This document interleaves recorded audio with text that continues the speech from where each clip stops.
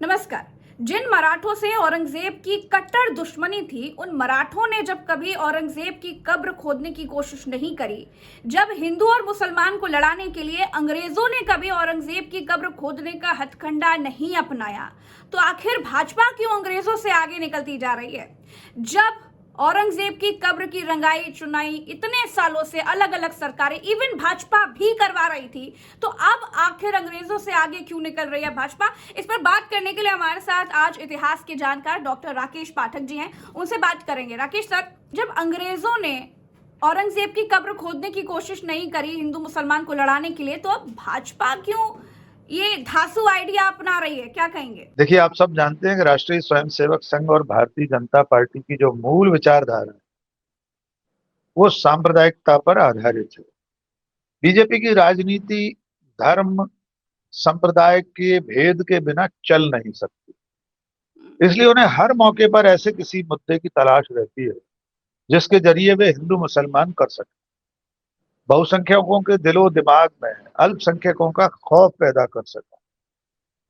वरना कोई वजह नहीं प्रज्ञा जी कि 318 साल पहले 1707 में मर चुके आलमगीर औरंगजेब की कब्र को खुदवाने की बात रखो। ये आइडिया उनको क्यों आया हम नहीं जानते, लेकिन आपने शुरुआत में जो बात कही मराठों की, जी तो मैं इतिहास का साधारण विद्यार्थी हूं तो थोड़ी सी बात उस पर जरूर करना चाहूंगा। जी जी, बिल्कुल बिल्कुल। देखिए, जब 1707 में औरंगजेब की मृत्यु हुई तब छत्रपतियों का राज था। छत्रपति शिवाजी के वंशज राज कर रहे थे। बाद में पेशवा आ गए। पेशवाओं ने राज किया 1713 से लेकर 1857 की क्रांति तक। बाजीराव से लेकर बाजीराव प्रथम द्वितीय, बालाजी बाजीराव, पेशवा माधवराव। यद्यपि जो सबसे आखिरी के पेशवा थे क्रांति से पहले वाले, नाना साहब पेशवा, वे औपचारिक रूप से गद्दी पर नहीं बैठ पाए थे, लेकिन पेशवा तो थे। अंग्रेजों ने उन्हें वहां से देश निकाला दे दिया तो कानपुर के पास आपके पास बिठूर में आकर रहते थे।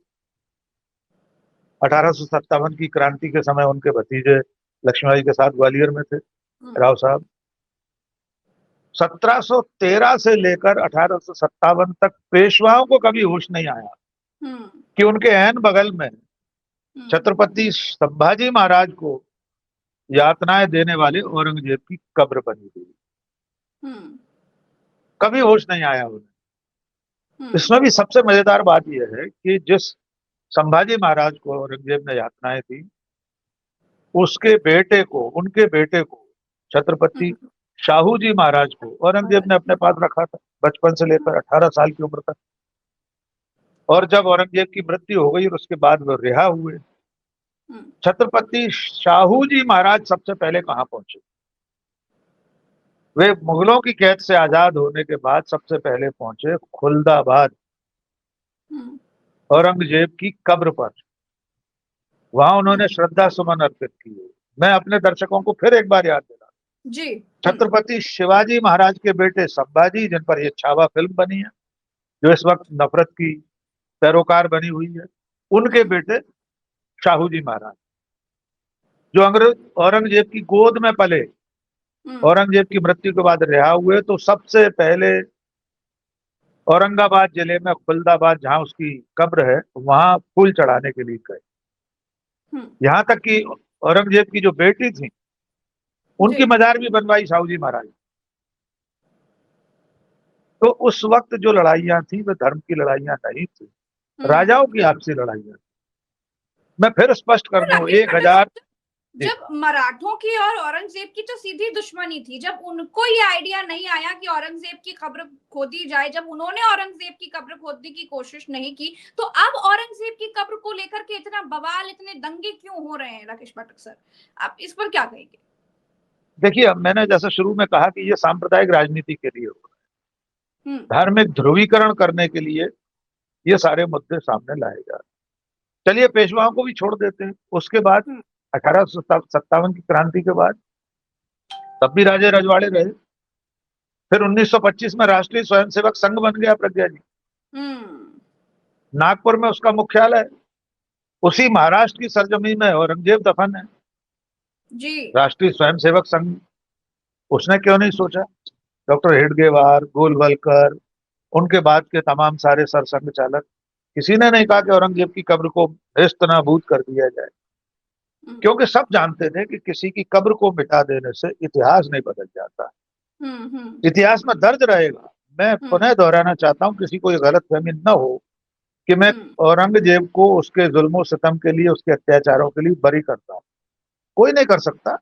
उसने जो अत्याचार किए वो इतिहास में दर्ज है, उसने जितने जुल्म ढाए इतिहास में दर्ज है, कोई उसकी हिमायत नहीं करता। उसने अपने बाप को कैद किया, इतिहास में लिखा हुआ है। कब्र मिटा देने से वो तथ्य नहीं मिट जाएगा, लेकिन ये तथ्य भी नहीं मिटेगा कि औरंगजेब के दरबार में सबसे ज्यादा हिंदू राजा थे। उसके सबसे बड़े नंबर 2 तो सवाई मानसिंह थे। लेकिन सवाई जय सिंह अलग अलग सरकारें, इवन भाजपा की सरकार भी औरंगजेब की कब्र की रंगाई चुनाई करवा रही थी।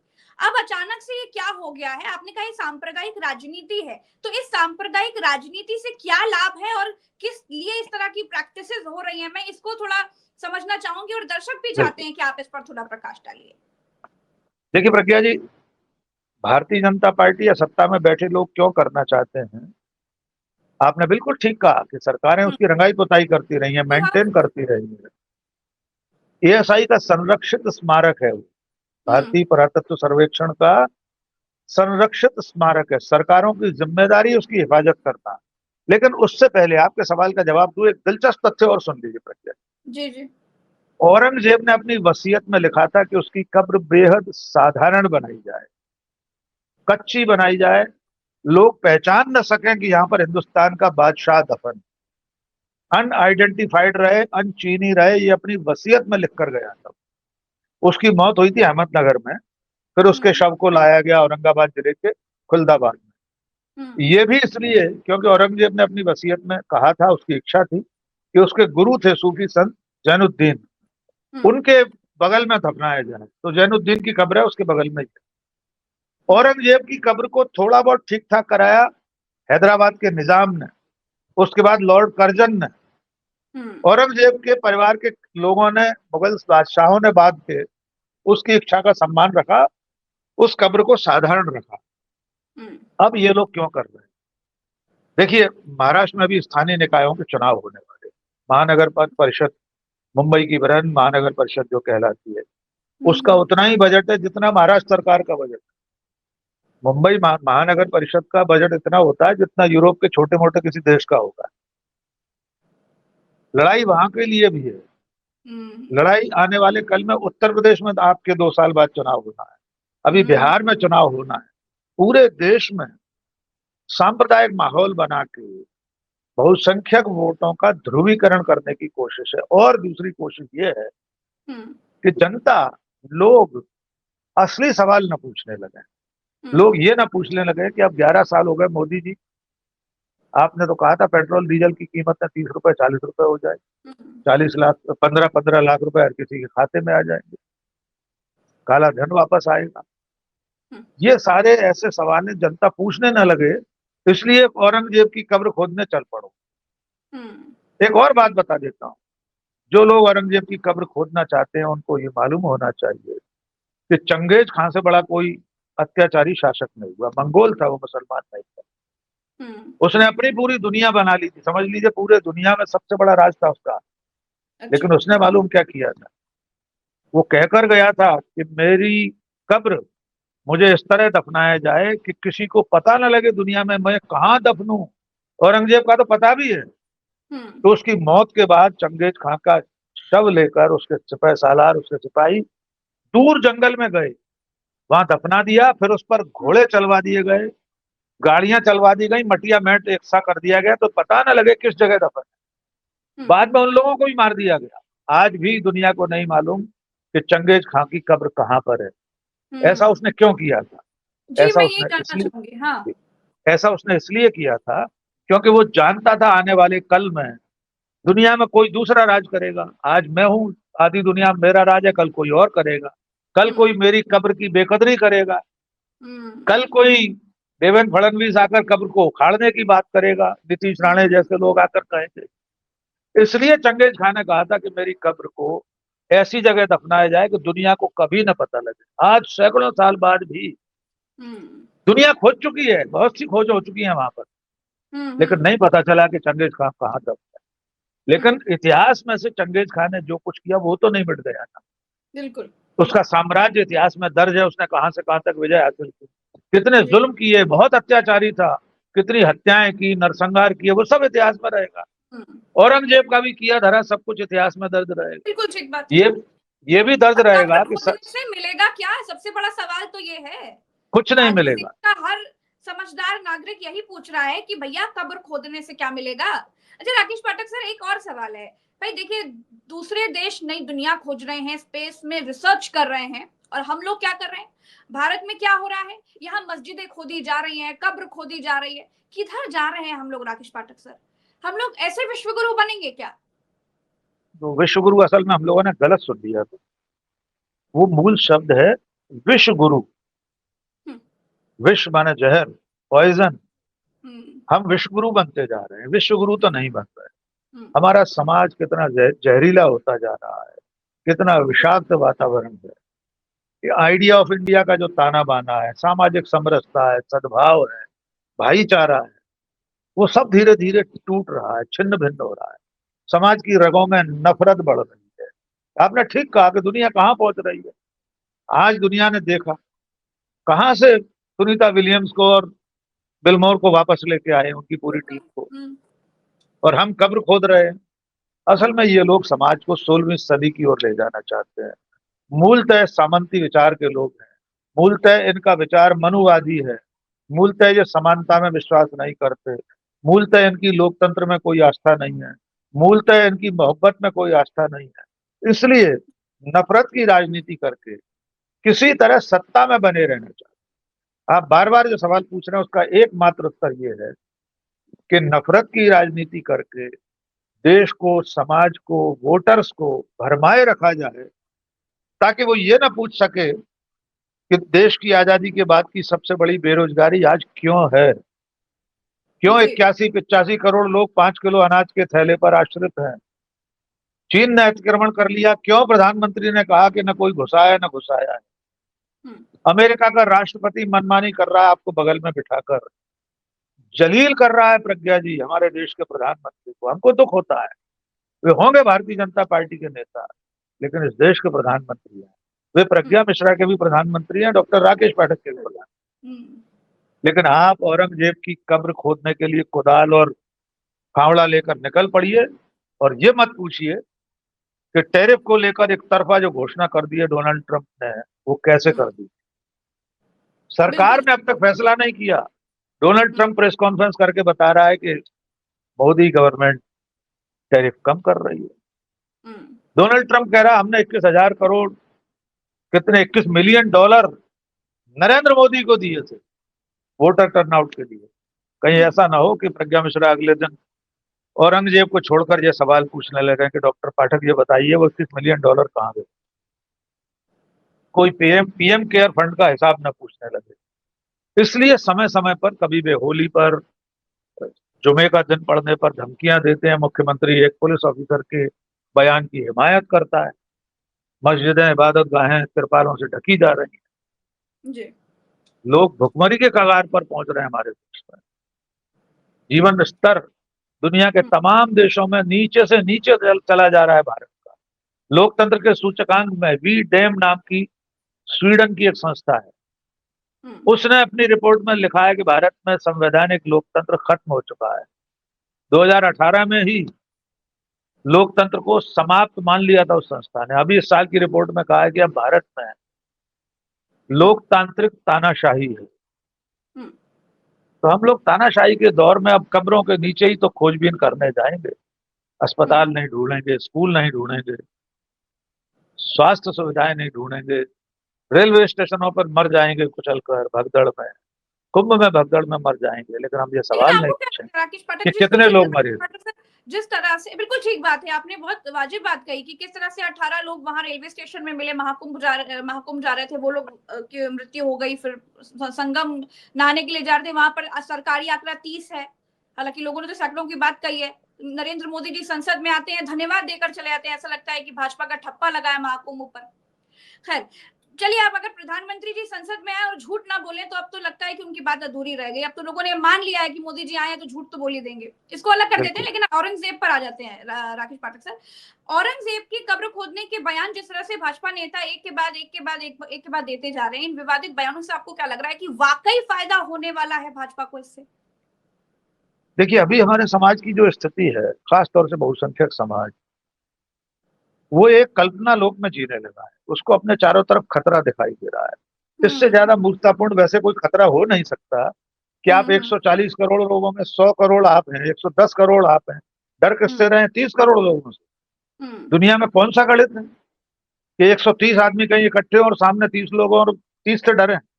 तो ये जो बयान है, ये पूरी सोची समझी रणनीति है, पूरी तरह एजेंडा आधारित है, और इसके पीछे कई तरह के टूल्स का इस्तेमाल होता है। फिल्में हैं, किताबें हैं, सीरियल्स हैं, सभाएं हैं, व्हाट्सएप यूनिवर्सिटी है, ट्विटर है, इंस्टाग्राम है। सारे औजारों के जरिए बहुसंख्यक समाज को डरा कर रखा जाए, क्योंकि उन्हें डर है कि जिस दिन ये बहुसंख्यक समाज चेत गया, इसकी नींद जाग गई, वास्तव में अगर हिंदू जाग गया तो वो अपने सवाल पूछने लगे। इसलिए जो बयान दे रहे हैं मुख्यमंत्री, उनके गृह मंत्री, उनके विधायक जी, आप कल्पना कीजिए, एक बयान दिया महाराष्ट्र के मंत्री ने तो औरंगजेब की तारीफ करोगे तो सजा मिलेगी। किस कानून में लिखा है? किस कानून में लिखा है कि सजा मिलेगी? और औरंगजेब की तारीफ करने पर सजा दे रहे हैं, तो उसके खासम खास सिपह सालार मिर्जा राजा जय सिंह, उनके परिवार की दिया कुमारी को उप मुख्यमंत्री क्यों बना रखा है? उसी औरंगजेब के वंशज, प्रज्ञा जी 1 मिनट और दीजिए, उसी औरंगजेब के वंशज मुगल सम्राट शाह आलम को 2 बार गद्दी पर बिठाने का काम, दोबारा बिठाने का काम सिंधिया रियासत के महाराजा महादजी सिंधिया ने किया। 1784 में अफरासियाब खां शाह आलम का एक वजीर था, वो उसके खिलाफ षड्यंत्र कर रहा है। शाह आलम ने फरियाद की महादजी सिंधिया से। महादजी सिंधिया ग्वालियर से अपनी फौज लेकर गए। उनका एक फ्रांसीसी सेनापति था, बेनाडी बाइन, उसके साथ गए। अफरासियाब खां मारा गया, शाह आलम को दोबारा गद्दी पर बिठा दिया महादजी सिंधिया ने। उसने खिताब दिए महादजी सिंधिया को। और महादजी सिंधिया कौन थे? पेशवाओं के ताबेदार। पेशवा और महादजी सिंधिया के लिए शाह आलम ने पदवियां अदा की। 4 साल बाद फिर एक समस्या आ गई। एक रोहिल्ला सरदार था गुलाम कादर, वो शाह आलम के पीछे पड़ गया। शाह आलम की आंखें निकाल ली, कैद कर लिया। महादजी सिंधिया फिर पहुंचे दिल्ली, आगरा, शाह आलम की मदद की। गुलाम कादर फरार हो गया, उसको मेरठ से गिरफ्तार किया, शाह आलम के सुपुर्द किया। गुलाम कादर की आंखें निकलवा दी शाह आलम ने। महादजी सिंधिया ने दोबारा तख्ते हिंदुस्तान पर बिठा दिया शाह आलम को। फिर पदवियां मिली, और पदवियां लेकर महादजी सिंधिया पूना गए। पेशवा के दरबार में शाह आलम की दिए हुए खिताब और पदवियां पेश की। वकील उल मुतलक, खुद के लिए आलीजाह, क्यों नहीं इनकार कर दिया।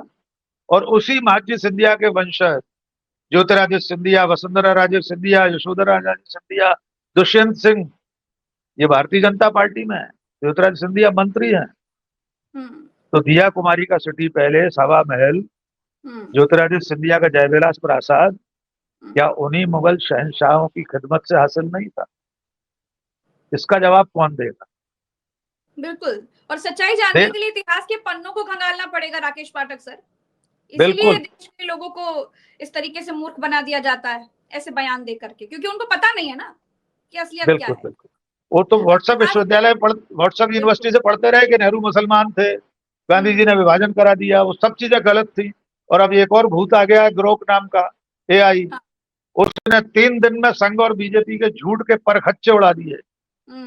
उनके झूठ की हवेली की एक एक ईंट उखाड़कर ग्रोक ने फेंक दी है नाली में। जितने सवाल पूछे जा रहे हैं सब संघ और बीजेपी के खिलाफ उत्तर दे रहा है ग्रोक, यद्यपि वो कोई नए उत्तर नहीं दे रहा। प्रज्ञा जी, वो जो कुछ बता रहा है वो हम जैसे लोग, आप जैसे लोग, तमाम सारे लोग बताते ही रहे। बिल्कुल। तो अब कहाँ ले जाएंगे? आखिर में एक दिलचस्प बात और बता दें। देवेंद्र फडणवीस, उनको सबसे ज्यादा पीड़ा है। वो कह रहे हैं हमें ASI की वजह से हिफाजत करनी पड़ रही है कब्र की, मुगलों की कोई निशानी बर्दाश्त नहीं की जाएगी। देवेंद्र फडणवीस को ये मालूम नहीं है कि उनका अपना जो सरनेम है फडणवीस, वो फारसी का शब्द है, वो उसी मुगल काल की देन है। फडणवीस माने सूची बनाने वाला, लिस्ट बनाने वाला, फहरिस्त बनाने वाला।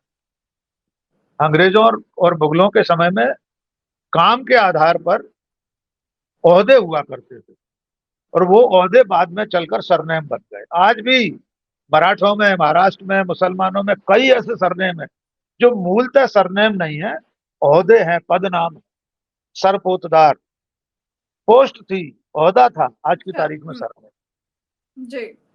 फडणवीस ऐसे ही, नक्शा नवीस जो नक्शा बनाने वाले होते थे, सरनेम है। पाग नवीस, पाग कहते हैं पगड़ी को, मराठा लोग जो पगड़ी पहनते हैं, सिंधिया आपने देखा होगा थोड़ी ऐसी, उसको पाग कहते हैं। तो जो लोग पाग बनाते, फडणवीस साहब तो लग रहा है थोड़ी आंखें खुल जाए उनकी भी। तो वो जो फड़ बनाने वाले थे वो फडणवीस कहलाए, लिस्ट बनाने वाले, सूचीबद्ध करने वाले। तो फडणवीस साहब, चलते चलते उनको जी, उनका नाम ही फारसी का है जी।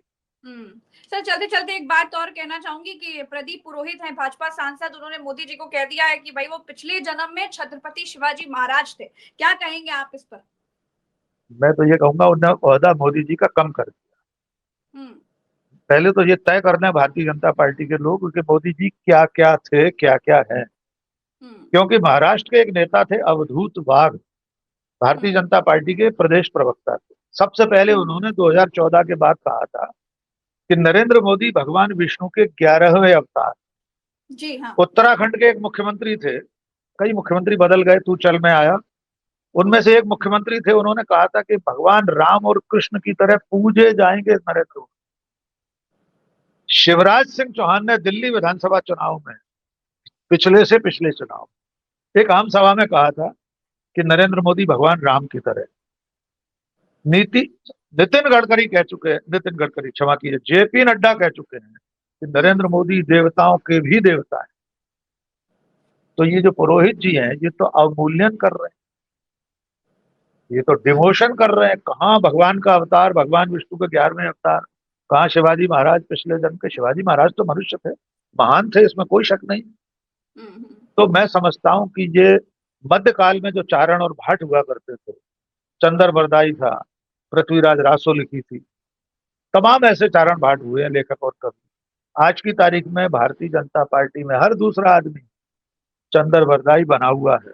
रोज नरेंद्र मोदी रासो लिखा जा रहा है, रोज नए नए ग्रंथ लिखे जा रहे हैं। और इसमें अंतिम बात कहकर अपनी आज की इस चर्चा को खत्म करेंगे, इसमें कुछ भी गलत नहीं कह रहे हैं वे लोग, क्योंकि खुद नरेंद्र मोदी मानते हैं कि वे नॉन बायोलॉजिकल जी, वे खुद कह चुके हैं नॉन बायोलॉजिकल है। तो नॉन बायोलॉजिकल तो या तो ईश्वर हो सकता है या कोई पारलौकिक शक्ति हो सकती है, वरना इस दुनिया में जितने जीवधारी हैं कोई नॉन बायोलॉजिकल नहीं है। कोई कीट पतंगा, चींटी, अमीबा सब बायोलॉजिकल, लेकिन सिर्फ नरेंद्र मोदी इस पृथ्वी पर 8 अरब लोग हैं, वे अकेले व्यक्ति हैं जिन्होंने खुद कहा है वे नॉन बायोलॉजिकल है। तो इसलिए वे अवतार हैं, हम भी मानते हैं। मैं प्रज्ञा जी पूरी श्रद्धा के साथ नत विनत होकर कहना चाहता हूं, मैं नरेंद्र मोदी को सुपर ह्यूमन ही मानता हूं। वे सचमुच अवतार हैं, वे युगावतार हैं। इसलिए पुरोहित जी कृपा करके उनका डिमोशन मत कीजिए जी। चलिए, बहुत बहुत शुक्रिया राकेश पाठक सर, आपने इतने बिजी स्केड्यूल में आज समय निकाला। दर्शकों का भी बहुत बहुत आभार। हम फिर मिलेंगे अगली चर्चा में। नमस्कार, जय हिंद। चैनल को सब्सक्राइब करना मत भूलिएगा। नमस्कार।